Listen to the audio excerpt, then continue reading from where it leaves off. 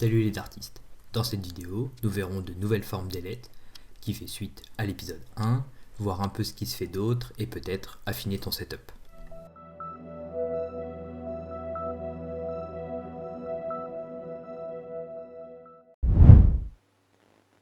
On commence avec les ailettes AR1 et AR2 de chez Unicorn. Par rapport aux ailettes standards, les coins des ailettes AR sont conçus avec de grandes courbes de balayage pour réduire la possibilité de collision entre les fléchettes et faciliter un regroupement plus serré.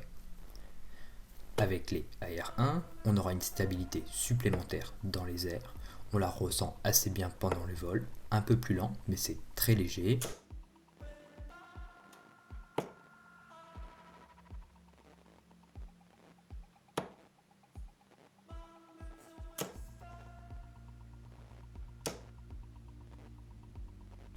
Pour les AR2, on aura plus de vitesse dans les airs, très agréable, elle reste quand même bien stable en vol. Ici aussi, c'est une bonne alternative aux ailettes standards qui s'adaptent très bien avec différents poids.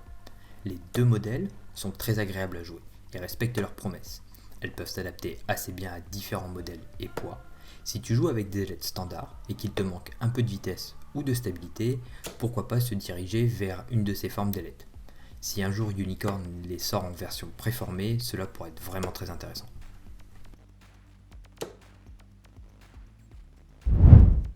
La forme Big Wing sont des ailettes standards extra larges, 13% plus grandes que la forme classique, ce qui donne une portance supplémentaire et un vol plus lent.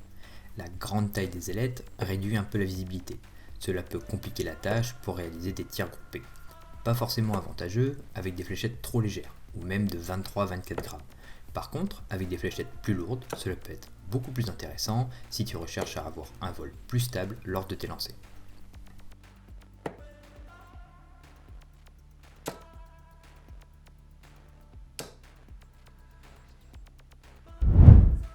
Les Unicorn Sigma One. Je suis agréablement surpris avec ces ailettes.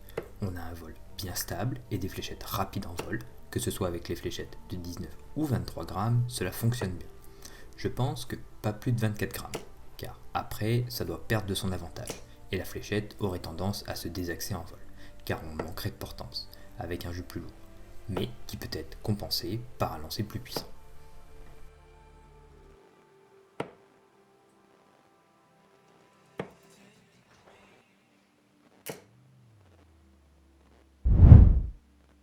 Les Désigna nylon. On a une forme standard, un peu plus épaisse qu'une ailette classique. L'effet imprimé sur les ailettes donne l'impression d'ailettes en tissu, avec un fin quadrillage en relief. Elles sont un peu plus rigides également, ce qui complique d'avoir une forme en croix et un bon angle à 90. Elles ont tendance à rester en X, mais on a quand même une bonne portance. Le vol est assez lent et stable, que ce soit avec les fléchettes de 23 ou de 19 grammes.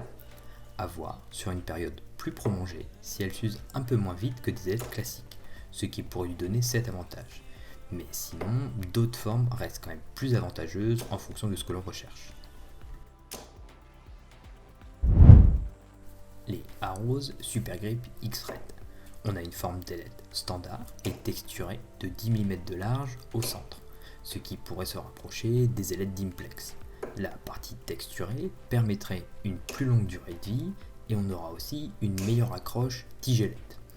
Pour le vol, on aura sensiblement les mêmes caractéristiques qu'une ailette standard, avec un effet un peu plus lent et un peu plus stable, semblable au Dimplex, mais beaucoup moins accentué ici. Plutôt agréable à jouer, une variante à tester plutôt sympa.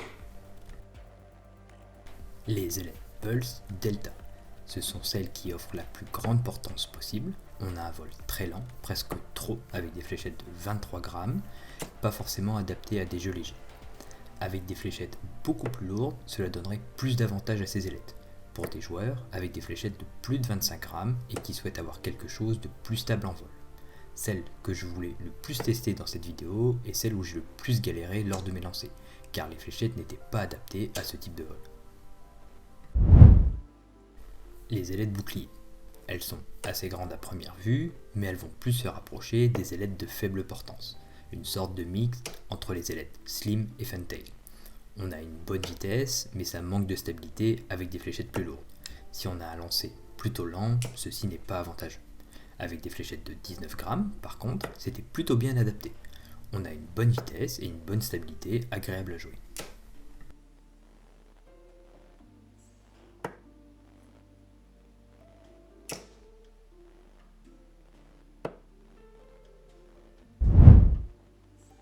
Les ailettes Sigma Pro. À jouer avec des fléchettes très légères, comme des modèles sur cible électronique, ou avoir un lancer plutôt fort pour contrer le manque de stabilité pendant les vols, car elles ont une très faible portance. Les ailettes offrent une bonne vitesse à la fléchette durant son vol, un angle assez plat une fois arrivé sur la cible, ce qui donne une bonne visibilité pour les lancers suivants.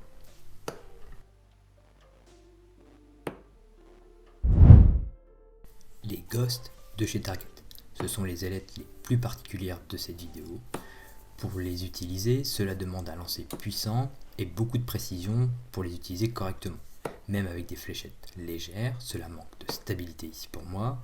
Ayant un lancer plutôt lent en général, j'ai dû augmenter la puissance de mes lancers pour compenser le manque de stabilité. Mais j'étais beaucoup moins précis pour le coup.